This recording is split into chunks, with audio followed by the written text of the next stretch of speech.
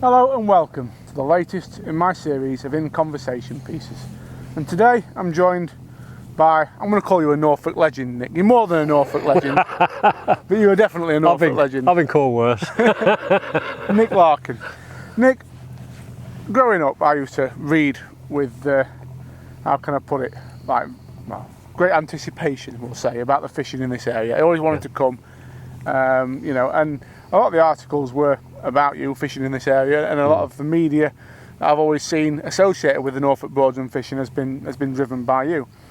Just tell me your story growing up round here and how you got into fishing.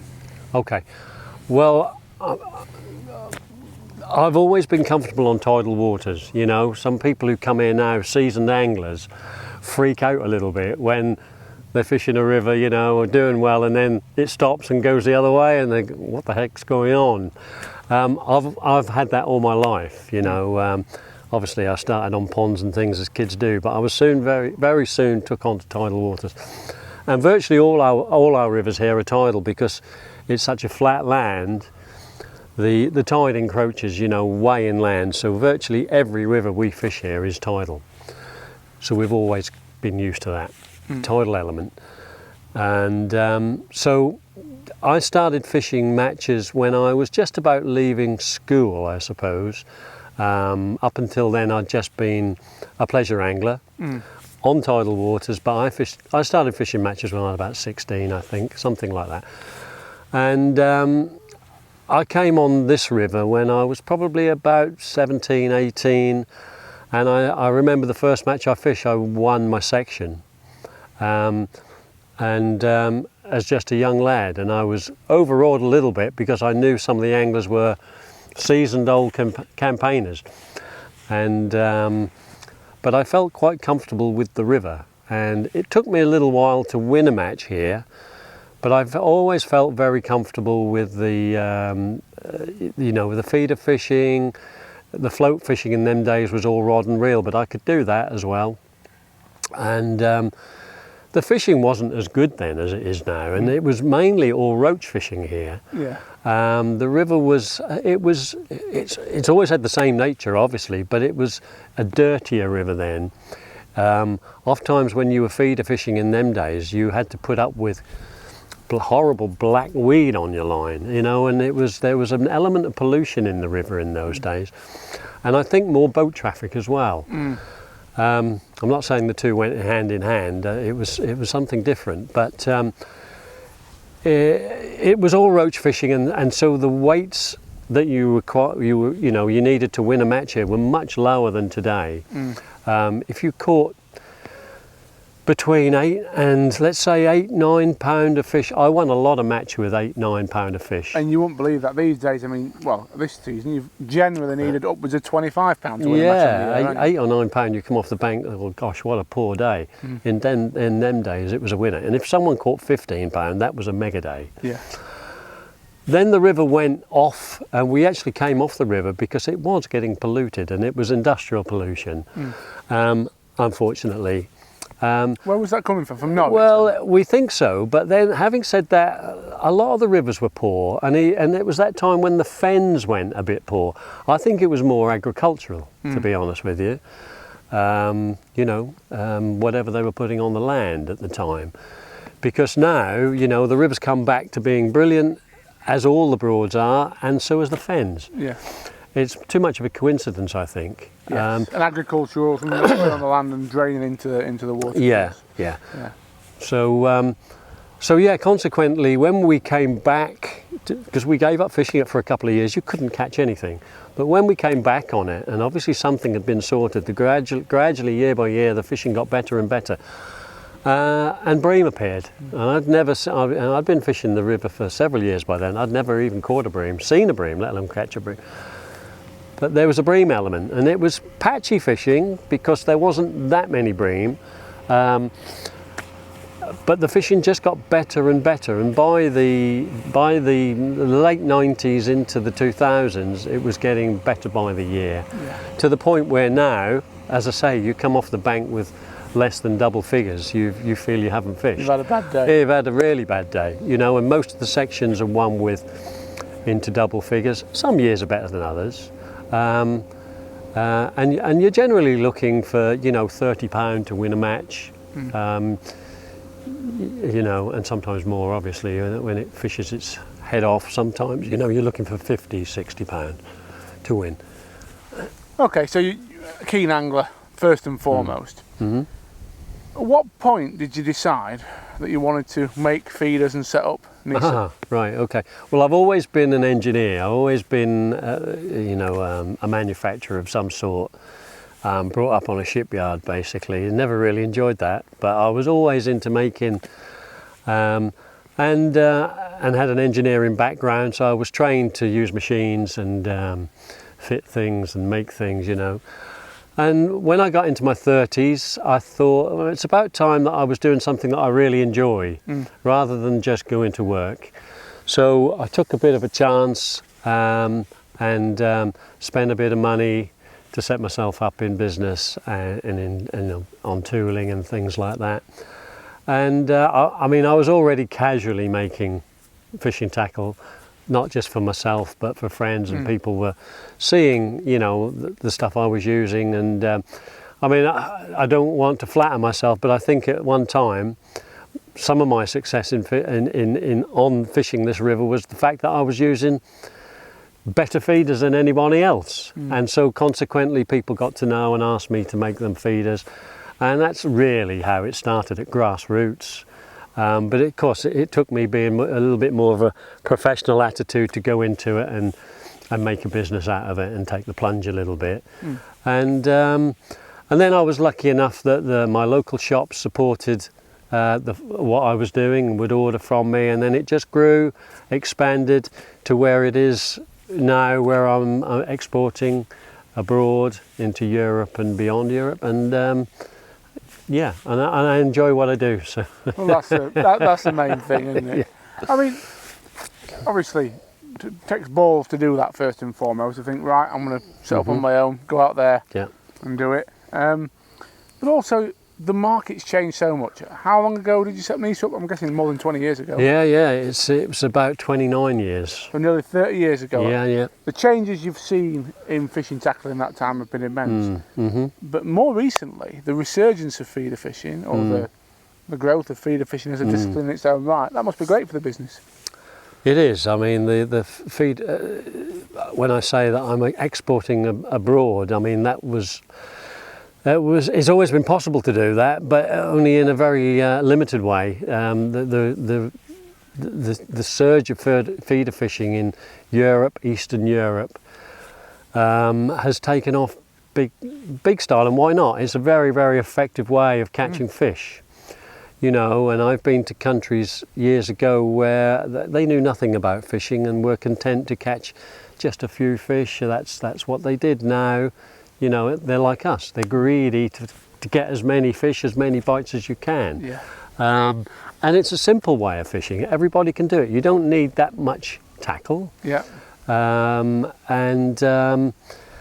You feel as if you can do it. I mean, anyone can do it. You can teach a child to fish a feeder within an hour or two, and he can catch good quality fish, as can everybody else, you know. So it's just a natural progression. Years ago, I can remember when I started fishing the river, people feeder fishing was very crude. Yeah. You know, feeders weren't very good. They were just lumps of plastic that hadn't really been thought through, you know, design-wise. They were terrible to reel in, you know. You felt like you were reeling in a horrible big weight because the designs weren't very good. And so the method got labelled with, it's a chuck it and chance last chance method. But of course now it's just as skillful as any other aspect of fishing. Yeah. And it's been refined, and the feeders are better, and you know, the rods are better, so that, you know, we can cast them long distances and things like that.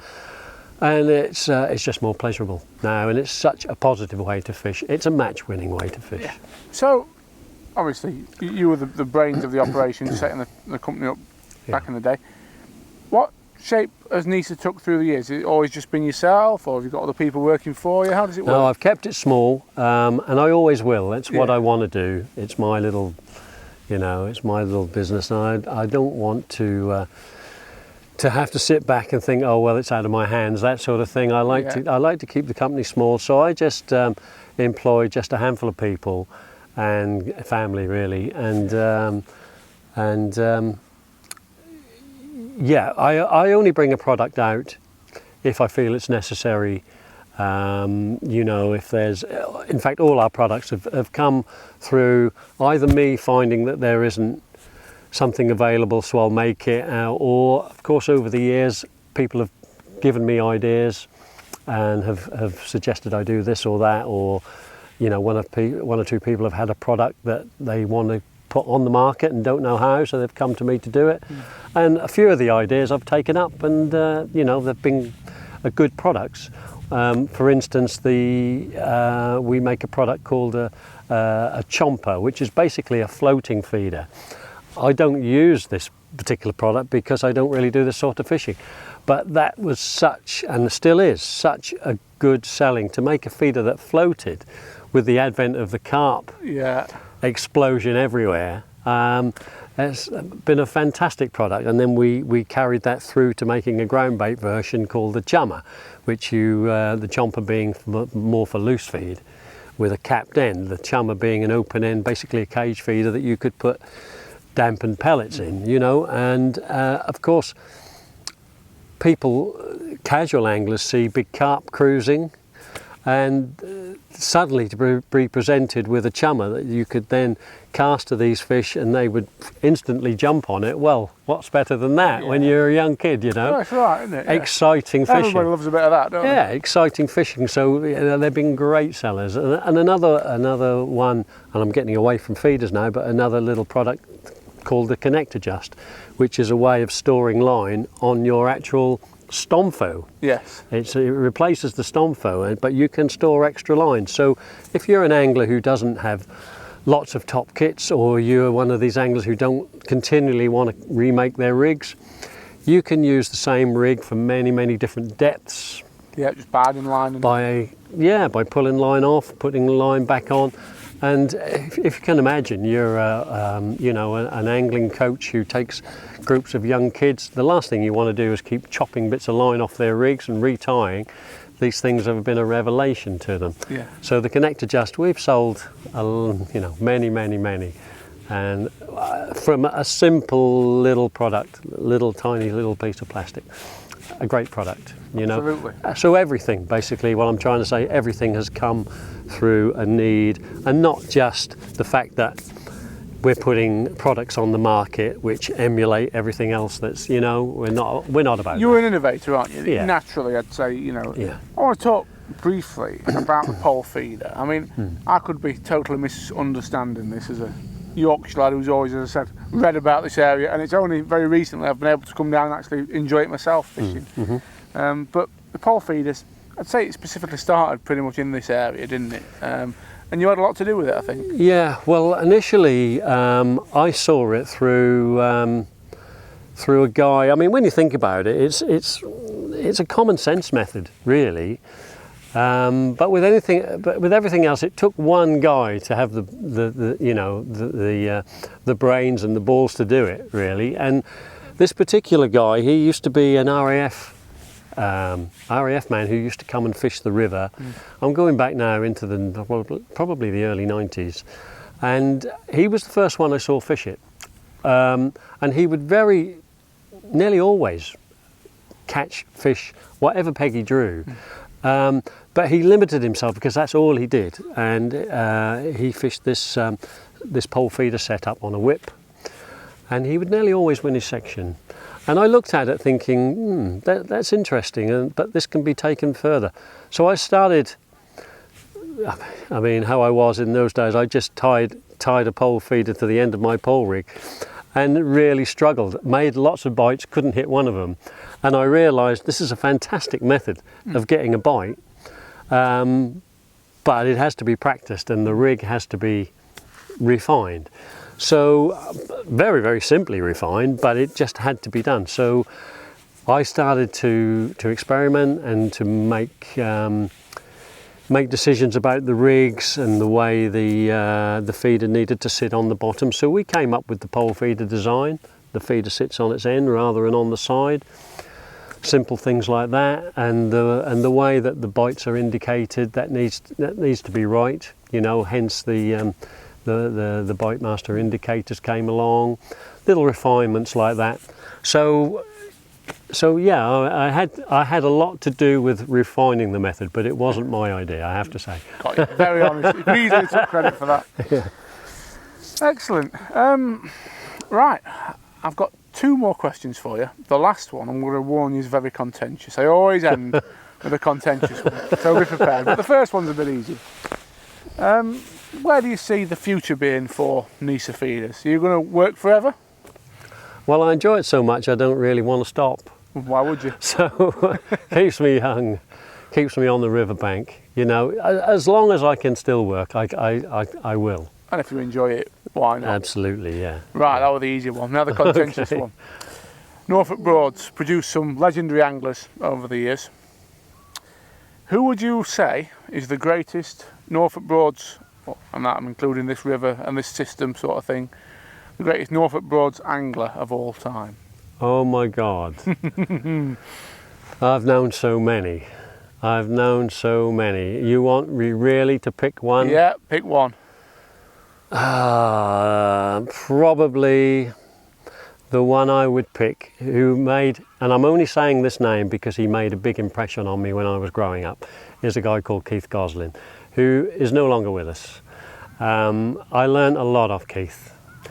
Now, as soon as I say this now, I'm going to think of someone else I know. But I'm going to say Keith because I was that impressionable age where I wanted to come into match fishing, and I joined a club in order to fish a winter league, and that was what really got me into serious match fishing, trying to get good enough to fish a winter league. And Keith was the best angler in the best team, which was the Waveney AC at the time. And luckily enough, I got invited into that team after only 1 year of fishing with a Lowestoft team. And Keith is someone I looked up to. He was the best angler in the club, and yeah, unfortunately we lost Keith 3 or 4 years ago. But he was always fishing for the right reason. He loved his fishing. He was a positive angler. He liked to fish for big fish. He was a bit of a purist. He loved his float fishing. I could tell feeder fishing wasn't really for him, although, you know, he was of a generation that was brought up on swing tips, catapults, you know, breadcrumb, that type. But he was very, very good at it, and he could turn his hand to anything.